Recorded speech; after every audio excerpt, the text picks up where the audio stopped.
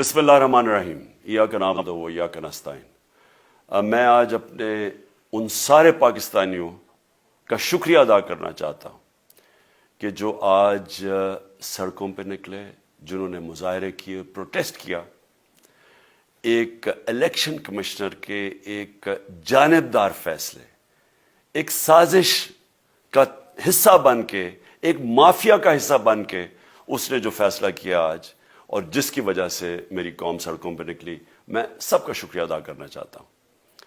پہلے تو میں اپنی قوم کے سامنے یہ رکھنا چاہتا ہوں، یہ کیا فیصلہ ہے، یعنی یہ توشہ خانہ کیا چیز ہے؟ توشہ خانہ وہ ہے کہ جب ملک کا پرائم منسٹر، اس کے وزیر، اس کے آرمی چیف، ان کو جب پریزنٹس ملتے ہیں، جب وہ اقتدار میں ہوتے ہیں، تو جب ان کو تحفے ملتے ہیں، تو یہ جو سارے تحفے ہیں یہ جاتے ہیں توشہ خانہ کے اندر۔ ایک پورا ریکارڈ ادھر قائم کیا جاتا ہے۔ اس توشہ خانہ سے ایک قانون کے تحت آپ فیصلہ کر سکتے ہیں کہ میں ایک آدھی قیمت، ہمارے دور میں آدھی قیمت ہم دے کے ہم وہ خرید سکتے ہیں وہاں سے۔ سارا ریکارڈ اس کا ہے پڑا ہوا توشہ خانہ میں۔ تو یہ جو کیس اس نے کیا ہے، یہ جو کیس کے اوپر فیصلہ دیا ہے، میں آپ ساری قوم کے سامنے اب یہ کہنا چاہتا ہوں کہ جب بھی، اور انشاءاللہ ہم اب جا رہے ہیں عدالت میں آج سب کے سامنے کہنا چاہتا ہوں کہ یہ عدالت کے اندر کیس جائے گا اور اس میں ایک چیز غیر قانونی نہیں نکلے گی، کیونکہ سارا ریکارڈ اویلیبل ہے۔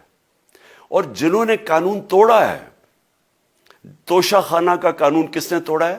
آصف زرداری نے اور نواز شریف نے۔ کیسے توڑا ہے؟ انہوں نے 4 مہنگی گاڑیاں اس توشہ خانہ سے نکالی ہے۔ قانون یہ کہتا ہے کہ آپ گاڑیاں نہیں نکال سکتے، مجھے بھی ملی تھی۔ تو ان کے کیس تو سنے نہیں، ان کے 10 سال سے کیس پڑے ہوئے جو انہوں نے یہ گاڑیاں غیر قانونی طور پہ نکالی تھی۔ اور وہ جو کہ سارے میرے وکیل نے آج قوم کے سامنے بتایا کہ سارا ریکارڈ اویلیبل ہے، اس کے اوپر اس نے یہ فیصلہ کیا۔ تو پہلے تو ہم جائیں گے انشاءاللہ عدالت میں، لیکن میں اس الیکشن کمشنر کے اوپر اپنی قوم کے سامنے اس کا ذرا اصلیت رکھنا چاہتا ہوں۔ یہ وہ آدمی ہے جو پچھلے 2.5 سال سے ہمارے خلاف فیصلے دے رہا ہے۔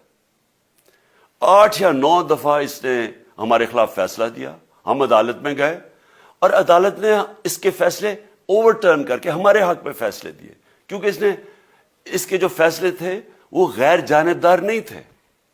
ہم ای وی ایم مشینز کے اوپر کوشش کرتے رہے کہ اس ملک میں صاف اور شفاف الیکشن ہو، 2 سال کوشش کرتے رہے۔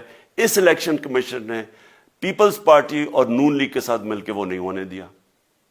ہم نے عدالت میں گئے کہ جو سینٹ کے اندر پیسہ چلتا ہے، سینٹ کے الیکشنز کے اندر، کہ وہ ووٹ ویریفائبل ہونی چاہیے، یعنی لوگوں کو پتہ ہونا چاہیے کہ آپ کے ایم پی کدھر ووٹ ڈال رہے ہیں۔ ہم سپریم کورٹ میں گئے، سپریم کورٹ میں اجازت دے دی کہ ووٹ ویریفائبل ہونی چاہیے، اس نے روک دی۔ اس کے بعد یوسف رضا گیلانی کا بیٹا پیسے دیتے ہوئے پکڑا گیا ووٹ خریدتے ہوئے، اس نے کوئی ایکشن نہیں لیا۔ یہ اس نے جب ہمارا یہ ابھی جو آڈیو لیکس ہوئی ہے، اس کے اندر کیا چیز آئی ہے سامنے؟ آڈیو لیکس میں یہ سامنے آئی کہ نون لیگ کے ساتھ بیٹھ کے یہ فیصلے کر رہا تھا کہ کون سے حلقے ہمارے کمزور ہیں اور کدھر پی ڈی ایم کی ووٹ جو تھی ہمارے حلقوں سے دگنی تھی۔ اس نے ان کے ساتھ بیٹھ کے فیصلے کیے۔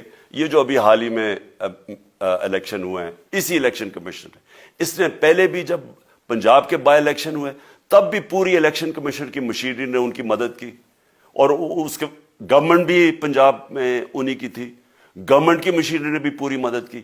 اس کے باوجود دونوں دفعہ یہ الیکشن ہار گئے، اور الیکشن اس لیے ہارے کہ پاکستان کی قوم ان کو ریجیکٹ کر بیٹھی ہے، اور اللہ کا شکر ادا کرتا ہوں ہمارے ساتھ کھڑی ہے۔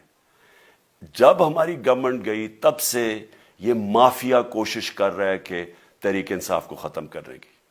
پہلے تو انہوں نے گورنمنٹ گرائی بیرونی سازش، پھر انہوں نے کروڑ روپیہ خرچ کیا، 20 یا 25 کروڑ روپے کی ووٹیں خریدی، لوگوں کو لوٹا بنایا، ہماری گورنمنٹ گرائی۔ اس کے بعد جب ہم نے مظاہرہ کیا، پرامن مظاہرہ، آئین اور قانون میں رہتے ہوئے، ہمیں آئین اجازت دیتا ہے پرامن احتجاج کرنے کی، ہم نے پرامن احتجاج کرنا تھا۔ انہوں نے جس طرح ایک بیرونی جو آج بھی وہ سائفر اویلیبل ہے جس میں واضح ہے کہ ان کو باہر سے مل کے انہوں نے ایک گورنمنٹ گرائی تھی. سب کو پتا ہے سندھ ہاؤس میں 20 25 کروڑ روپیہ چلا اور گورنمنٹ انہوں نے گرائی. اس کے اوپر مظاہرہ ہم نے کیا 25 مئی کو. انہوں نے جس طرح کا ظلم و تشدد کیا ہمارے اوپر پاکستان کی تاریخ میں ایسے کبھی نہیں ہوا. عورتوں بچوں کے اوپر دیکھ رہے ہیں فیملیز, انہوں نے شیلنگ کی, گھروں میں گھس گئے رات میں, جو پنجاب پولیس کو انہوں نے استعمال کیا اور انہوں نے سمجھا کہ پارٹی کراش ہو جائے گی. پھر بھی نہیں ہوئی. پنجاب کے بائی الیکشن ہار گئے. پھر انہوں نے میرے اوپر کیسز کرنے شروع کر دیے. کبھی عدالت میں ایک کیس ہوتا ہے, کوئی 24 FIR ہے میرے اوپر. دہشت گردی کا میرے پہ کیس کر دیا. کیا کیس تھا؟ ساری دنیا میں رپورٹ ہوا وہ کیس. کیس کیا ہے کہ عمران خان کہہ رہا ہے کہ ریمانڈ پہ بھیجنے کے لیے ایک جس کے اوپر تشدد ہوا ہے, کسٹوڈیل ٹارچر ہوئی ہے شہباز گل کو, کہ ہم قانونی کارروائی کریں گے. اس کے اوپر دہشت گردی کا کیس کر دیا. تو پوری کوشش کرتے رہے نہ کسی طرح اس کو, کیونکہ میچ میں تو آپ کھیل نہیں سکتے تھے, تو عمران خان کو میچ سے نکال دو باہر. یہ شروع سے ان کی کوشش تھی. پتہ ان کو چل گیا کہ عوام آ گئی ہے کھڑی ہو ہمارے ساتھ. بڑے میں جلسے ہوئے ہیں, کبھی اتنے بڑے جلسے ہوئے ہی نہیں پاکستان میں. اور پھر یہ جو ابھی جو الیکشن ہوا ہے اس کے اندر پوری پلاننگ کرتے ایک کینڈیڈیٹ کھڑا کر کے پھر بھی ہار گئے.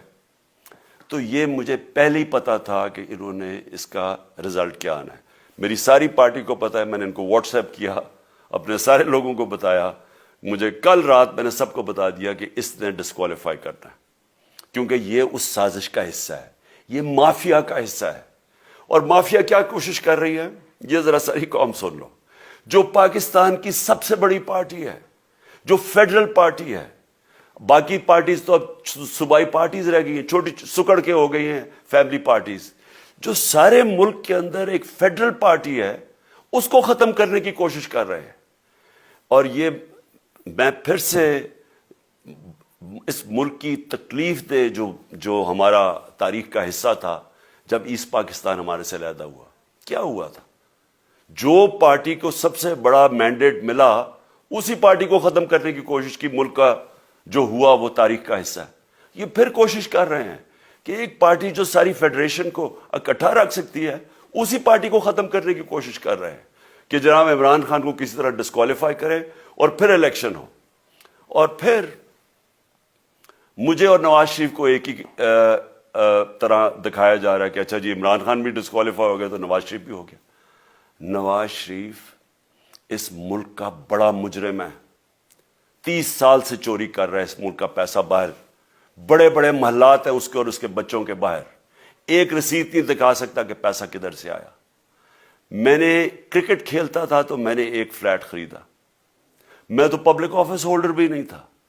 34-35 سال پہلے میں نے فلیٹ خریدا جب کرکٹ کھیلتا تھا.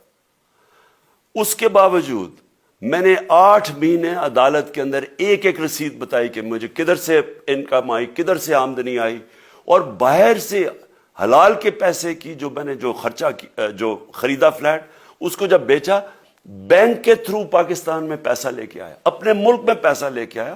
اس کی بھی منی ٹریل تھی. عدالت نے مجھے صادق اور امین کہا, اور مجھے مقابلہ اس آدمی سے کر رہے ہیں جو اربوں روپے کی پراپرٹیز لے کے بیٹھا ہوا ہے. کبھی کوئی جھوٹ بولتا ہے کہ جی مجھے قطری خات کے جی قطری نے پیسے دے دیے, کبھی وہ کہتا ہے یہ ہیں وہ ذرائع, وہ فیل ہو جاتا ہے. وہ بیٹی کہتی ہے میرے لندن تو چھوڑو پاکستان میں کوئی پراپرٹی نہیں, اور پھر پراپرٹی نکلا. یعنی جو بتا ہی نہیں سکتے کہ اس ملک سے باہر اربوں روپے کی پراپرٹیز ہیں, اور اس کو اور میرے ساتھ کر رہے ہیں کہ جی اب دونوں ڈسکوالیفائی ہو گئے.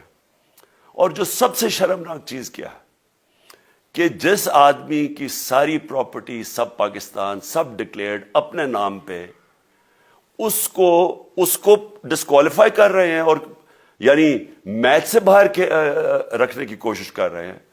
اور کن کو اس ملک میں بچایا جا رہا ہے؟ اس ملک کے بڑے بڑے مجرم جن کے اوپر اربوں روپے کے کیسز ہیں, وہ آ کے پہلے تو ان کو سازش کے تحت ملک پہ بٹھایا جاتا ہے, پھر وہ قانون اسمبلی میں بیٹھ کے نیب کا قانون چینج کرتے ہیں اور 1100 ارب روپے اپنا معاف کروا لیتے ہیں. قوم جب نیچے پسی ہوئی ہے آج مہنگائی